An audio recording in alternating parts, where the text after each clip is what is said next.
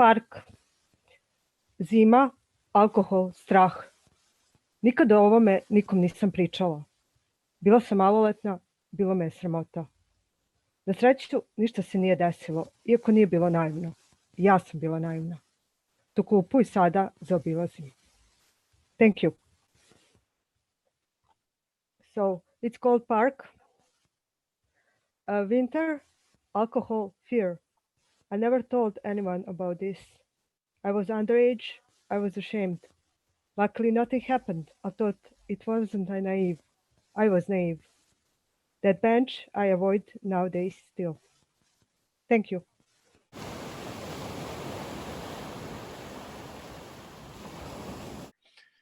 Poem's called The World Begins Again in Winter.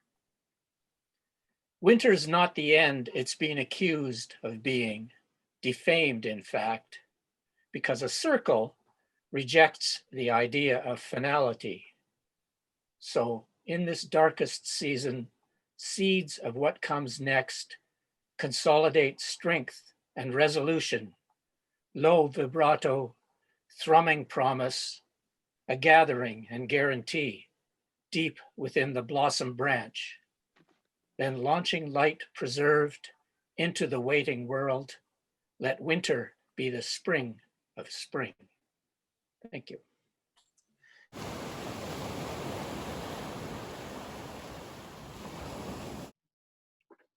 Looking off to the side, holding myself together, I know what you are expecting, some dry, witty, crushing remark that will make you smile when you shouldn't. But not today. This works. This is me, always looking to the side, always looking past people into the next room. Because, darling, if you stop and really look, I'll really know them and really care, and I can't have that. Well, why? Because they always leave the party much earlier than I want them to. Then I'm left with another piece gone and so much more to hold together than before. So keep those newspaper clippings of me smiling at the table with the brilliant and the beautiful. Applaud my wit and look up to me because I dare to speak, and for God's sake, buy the damn magazine. But no, you haven't purchased anything real, any part of me.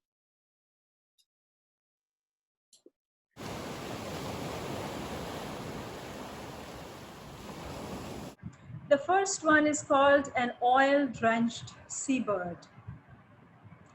An oil-drenched seabird is what she felt like, is what the morning felt like, made up of the froth and filth of an oil spill, of unbearable anger erupting in flames, on the tarmac of the road and in the sea. Inside the pages of the book she was reading, and in the room she was reading, of an office fight, enlarged, enhanced, engulfing others, needlessly dragging others, framing the innocent, the naive, killing people, leaving birds unable to fly, maiming them, maiming my voice. Maiming my voice, my wings, chopping all skies around me. The second one is called Their Most Recent Kill. You're very young, she said. Yes, I'm very young, she said. I can still make a baby. I can still make my baby if they let me. If they do not make it about identity politics, in matchmaking, about states we come from, about the languages we speak, or about a simple past, digging up old bones from school closets, even when there is nothing to be found. A fire can be lit in stray woods and lives can be destroyed. Or if they do not make it about the invitations I accepted and the couple meals I had in these places, when did the politicization of the Dutch crisis reach a peak which began to speak of somebody frantically needing you to leave the battlefront, abandon the trenches, even as part of a deal, to give up all your rights, but putting all of this aside, please, if you will let me, I can still save myself. I can still make a baby, still live a life, and have it. Most certainly, if you do not kill the most desirable man in my life or take him away from me, I can still make a baby and still live a life and have it. Thank you.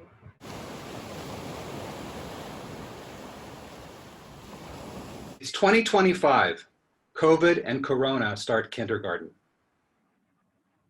We are 5 years old, been mutating our whole lives, mostly playing hide and seek, chasing each other through warm, dark liquid, traveling from host to host, searching for exits, but more importantly, entrances. Now we are excited to start school. Sure, our flesh bag has a snotty nose, but what 5-year-old with a virus doesn't? We should fix that in the next mutation, but we're nostalgic. This all began when their grandmother's phlegmatic kiss put us in this, our body. We wiped out its whole family in earlier mutations. Then our mindless maiming and unintended murder ceased. We became self-aware. That day, a 2-year-old was left playing patty cake in front of a wardrobe mirror. When we looked through its eyes, we recognized ourselves. We didn't mean to, it just happened. Call it a spark or a switch being flipped. 1 minute we were in the dark, riding around, reproducing, hanging out. Then bang, we saw ourselves out of this orphan 2-year-old's eyes. Don't feel bad for our host, the baby. It certainly wasn't self-aware. They mostly just wallowed around shitting itself neglected. Our caregiver would remind us between beatings how lucky we were to be in their care during feedings and them mumbling Bible verses. We hated them, we killed them. We were grateful for the food. So it was a quick exposure, then snuffed out. We discovered we could lethally direct ourselves out into those that displeased us. We purposely, one time accidentally, ended our next 3 fosters before we were fully in control. We felt comfortable with our 4th caregiver. She told us she loved us, that we were beautiful. Under her supervised tutoring, we learned quickly how to speak, how to read too. Now we're 5. Kindergarten, we learned, meant we could learn more and faster. Too fast would draw attention though. We were growing, but still too small to, what? Did we have a plan? The first day of kindergarten was eventful. The bus driver told us we were cute. She complimented us on our coordination in boarding the bus that our foster mother walked us to. Our new teacher met the bus, and when we arrived, she asked our name. When we answered, "We are Jessie," she looked puzzled and corrected us with, "I am Jessie, no? You can call me Ms. Lewis." We smiled and COVID winked our right eye. At first, she was charmed by our use of we instead of me, but we didn't want to stand out. We became I. It was harder for Corona, but COVID liked to toy with the uninfected. Pre-infected? When we arrived in our classroom, we took the only remaining empty desk right in front of our teacher. Ms. Lewis learned pretty quickly that we could already read. Teacher asked us if we could help the others. Help the others? Why, yes, we could help the others. By lunch, we had become 3 others, a boy named Robbie and twin girls, Bria and Kenna. By the end of the week, our teacher was teaching 24 pairs of COVIDs and Coronas. At first, Miss Lewis didn't notice the changed personalities in her students. But when our parents started to notice, they tend to blame the school. For them, the only thing new in the lives of their shiny new kindergarteners was kindergarten. We put up with the at-home interrogations for as long as we could, just for the whole food and shelter thing. We were 24, 5-year-olds growing up. We didn't want to disturb the food chain. Then one by one, when our attempts to take them over failed, our virus did what viruses often do. Through trial and error, we learned our power to take over could only happen in children under 6. Older kids just got really sick and adults died. We decided to take our time. We went about the business of taking over toddlers. Parents didn't seem to notice when we snuck into the nonverbal. We let them think the new vaccine for 2025 was working. We stopped infecting adults, except for emergencies. Our time is coming. Resistance is futile. Was a thing we learned in a movie. We think it sounds comforting. As for Ms. Lewis, our substitute kindergarten teacher, Mr. Walker helps us make get well cards. She is on a ventilator, he explains. It's helping her to breathe.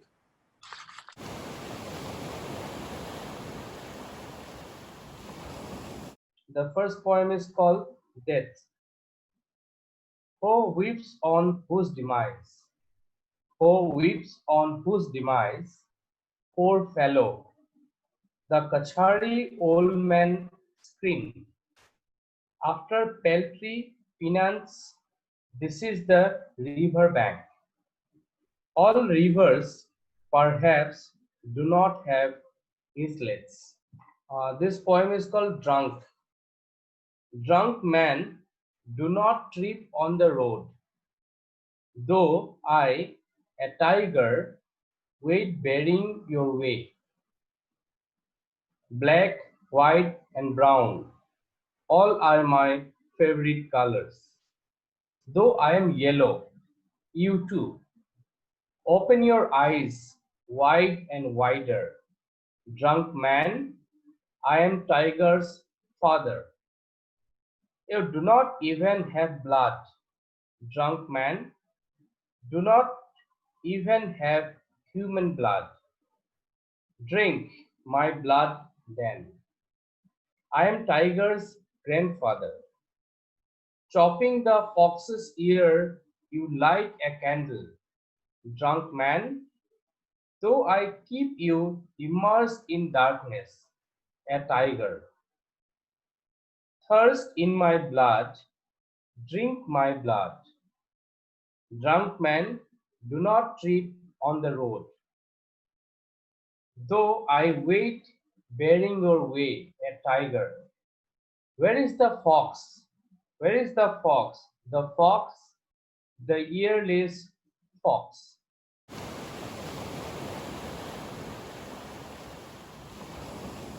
Streetlights just make me want to run away. The parking lot is empty, strangely still. The cloudy sky says what it wants to say. Shop windows lie, insisting my hair's gone gray and nothing's left to buy. The music's shrill. Streetlights just make me want to run away. Thoughts that I thought before, I think today. My forehead's wet with sweat. Perhaps I'm ill. The cloudy sky says what it wants to say. Usually, I'll see cats or dogs or stray faces that stare out over a windowsill. Streetlights just make me want to run away. Analysis can't dissect this fancy. Play whatever games you know of chance or skill. The cloudy sky says what it wants to say. Yellow police tape cordons off decay. I ignore it, walk sideways down the hill. Streetlights just make me want to run away. The cloudy sky says what it wants to say.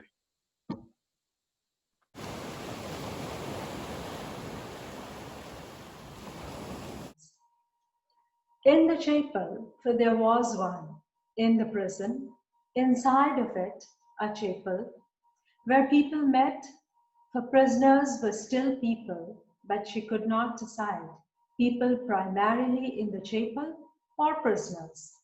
For correction was not as big in praying as it seemed to be creeping in, and church women read from the Bible, beautiful chapters of elegant prose, and left people with things to believe in, printed words, letters, books of more than sacred nature. So thank you.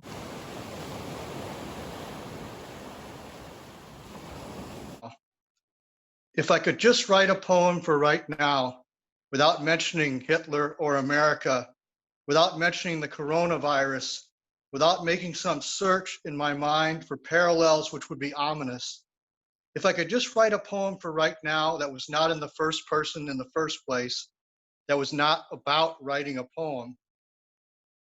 If a ship could launch 1,000 faces toward better places, where freedom, where love, where at least some credit and happiness would be honestly meant for everybody, that is right, if there could be some places where love might be honestly meant for everybody on both sides of any frontera, if Big River could mean something else besides a terror border, if cops could stop chasing people who aren't robbers, if a piece of paper could stop meaning the difference the difference between life and death, the difference between going to a family reunion and being torn to pieces in some stretch of desert. They say on the night to remember, there was a resourceful man in third class who just wanted to live. He was an immigrant from Ireland, bound for New York and steerage. He boarded at Queenstown, now it is called Cove. He'd come to Titanic on a tender. He knew he had to make some audacious move, and he got through each barricade. He made it to the first class promenade. He thought he might have it made after all, but now he was an illegal.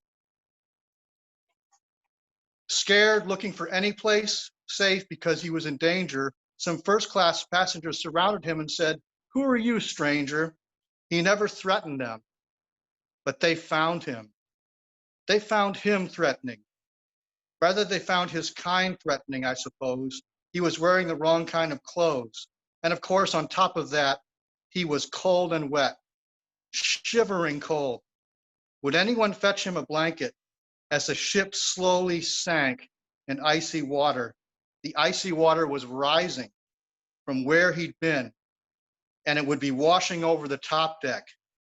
He was not helped or treated with kindness. He was treated like he was carrying the plague, instead of just announcing it was coming everyone's way. Men who were first class beat him down. They called for a crewman to come around, and the crewman deported him back to where he came from.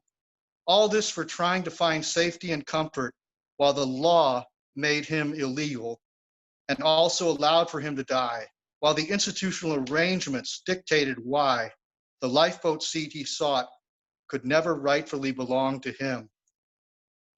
If a ship could launch 1,000 faces toward better places, where freedom, where life, where love might honestly be meant for everybody, in countries not led by old men that weren't convinced that they were already full, already old, already finished.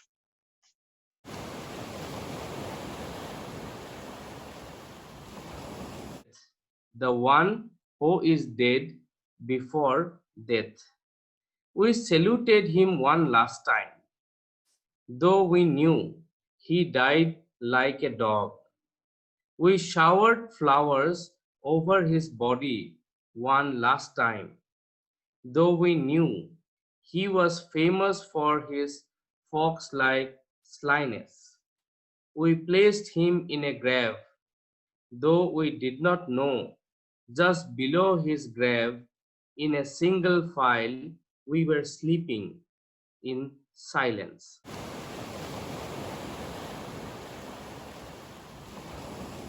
And that poem's called "In Sweden, Summer Sun Lingers Late." Treno's summer light hangs on as if it needs so little sleep you can walk far into the night, accompanied by the glow along horizon ledge. After drinking with a Swedish poet who described his days in a Turkish prison, how he had to pay someone to bring him meals, a dining ambiance suggesting danger.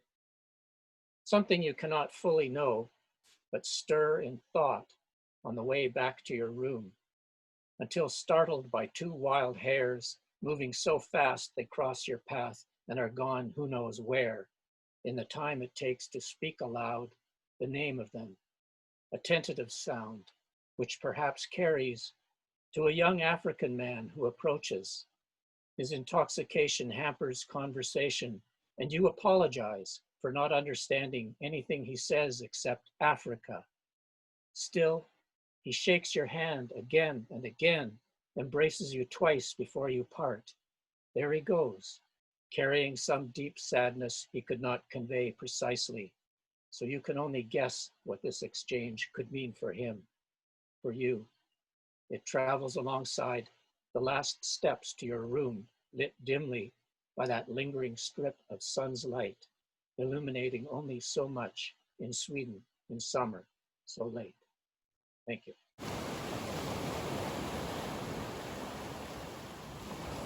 It's called Les Mains Sales, Dirty Hands.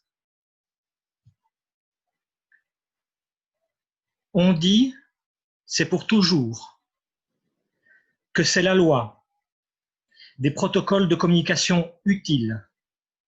Nos âmes contemplent dans l'ombre ce qu'on y cache. On avance masqué.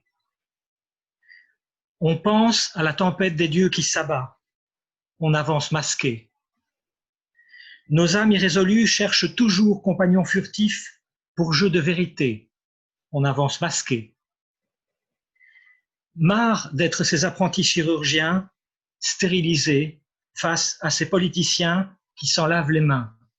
On avance masqué. Dans notre ras-le-bol, nos tentatives maladives pour déjouer l'invisible, pourrons-nous vivre et puis mourir, heureux comme un mardi gras, lorsque les masques seront tombés? So this is the French, and now the translation. So, dirty hands. They say it's forever, that it's the law of useful protocols, of useful communication protocols. Our souls contemplate in the shade what's being hidden there. We advance masked. One thinks about God's tempest that strikes. We advance masked. Our unresolved souls always look for furtive companions, for games of truth. We advance masked. Fed up of being the surgeon's apprentices, sterilized, facing these politicians who wash their hands of it, we advance masked. In our despondency, our sickly attempts to foil the invisible, will we live and then die, happy as during Mardi Gras, when the mask will have fallen?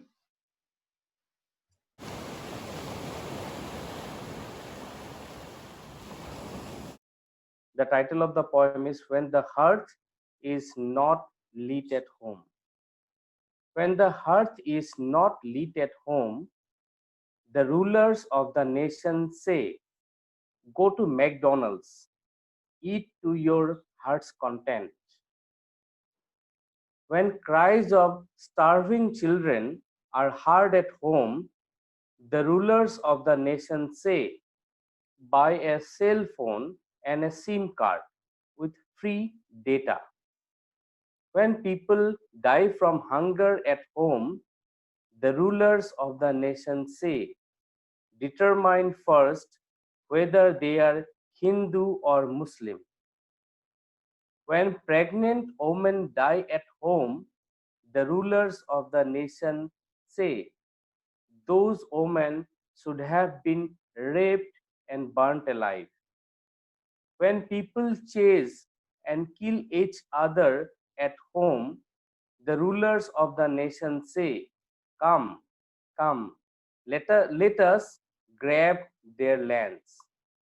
When the hearth is not lit at home, the rulers of the nation say, these plebeians might have had beef or pork. Let us exterminate these vile creatures. When the hearth is not lit at home, the rulers of the nation say, do keep voting for us though. Do keep voting for us though, because we are the sole savior of yours. Thank you.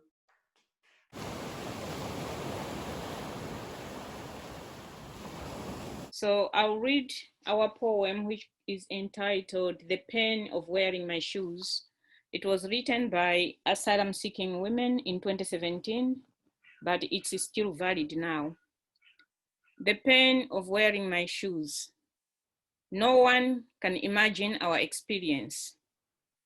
How do you know the pain of wearing my shoes unless I tell you? Destitution is being homeless. Destitution is no income, no accommodation. Alone the whole day, with nowhere to stay. Destitution is being on the road all day, sitting on the street, at the bus stop. Destitution is carrying your bag all day and sitting at the bus stop. When it's cold, it's harder. Outside all day, with nowhere to stay. It's cold, it's freezing, and you get sick. Destitution is no friends, feeling suicidal. Destitution is mental illness and loss of memory. I pray a lot. This is hard life. And we are like orphans. How do you know the pain of wearing my shoes unless I tell you? No one can imagine our experience. Thank you.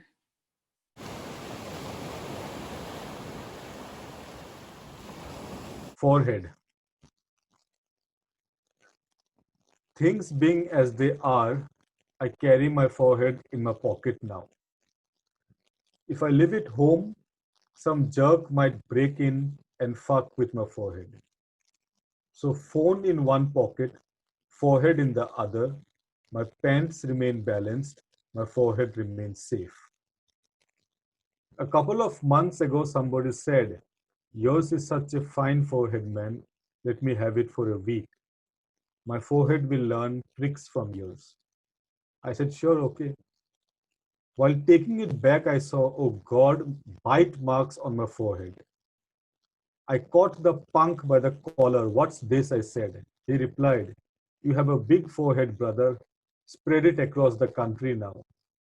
Soon he will say, now that I have the land, bring out your woman."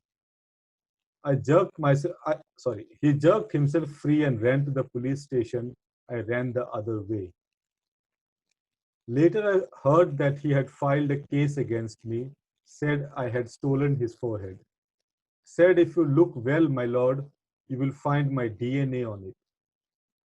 I wrapped my forehead in a banana leaf, buried it underground, and left the country. Days passed, the dust settled, and I dug out my half-rotted forehead. I can't wear it in public anymore, so I carry it in my pocket. If someone roundhouses me now, my head might crack, but my forehead will remain safe. Thank you. Golobganj 2. After the country chicken, the country woman comes pecking at the front door. She leaves her beak on the wall and squats. Her head is shiny. Someone could crack a coconut on her skull or something less auspicious like a baton. Everyone comes with papers. She comes with history. Everyone comes with papers. She comes with history on her palms. Dig deep in the cracks and you will find aged turmeric. When she speaks, fish jump from the rivers on her hands to the crevasses on her face. When they eventually drag her away, her clothes will stretch and like coconut shells in the sun, fall away fiber by fiber. Thank you.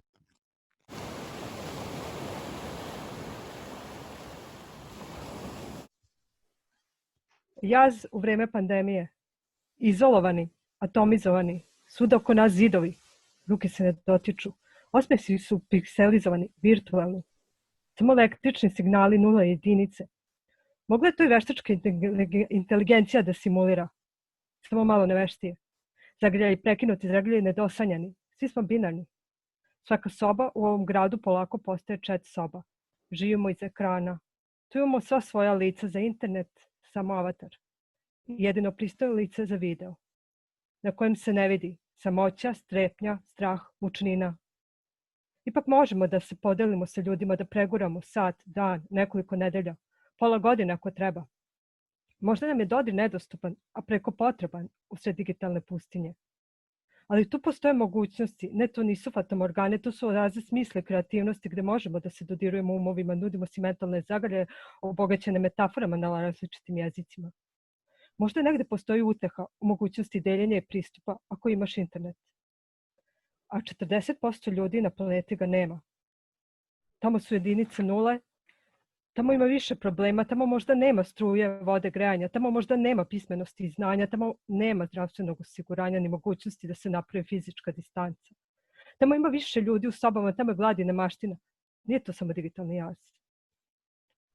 Neko je napisao u jednom članku: iskorenjivanje siromaštva je jedan deo mere odgovora na pandemiju i odgovor naše odgovornosti da načinimo ovaj svijet pristojnim mestom za život. Onda bi imali više ljudi koji imaju šanse za dostojan život, više naučnika, umetnika, pisaca, pronalazača, stručnjaka i lekara, više umreženih umova koji bi sa nama mislili kako bi prebodili ovo stanje oko nas i u nama.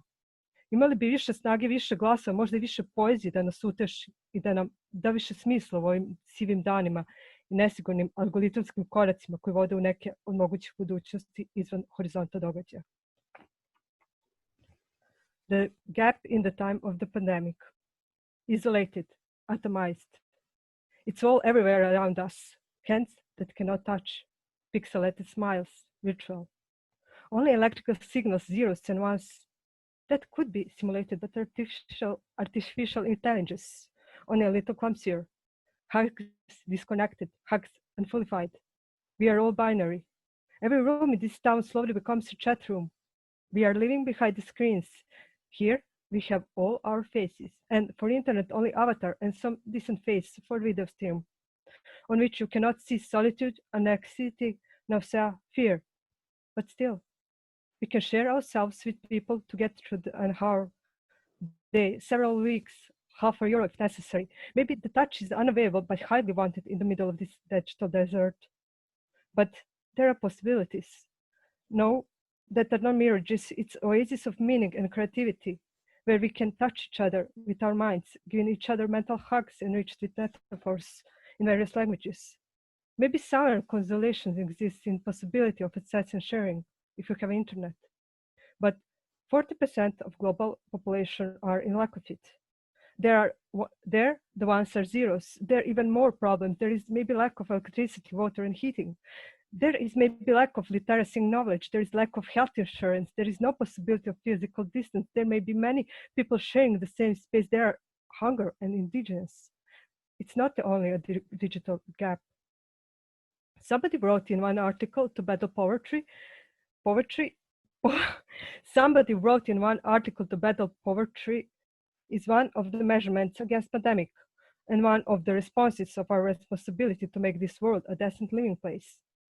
Then we will have more people with better chances in life, more scientists, artists, writers, inventors, professionals, doctors, more connected minds which could think with us how to overcome the state around us and within us. We would have more strength and more voices, even more porch to give us shelter in these grayish days and this insecure algorithm steps towards some of possible futures behind the horizon of the events. Thank you.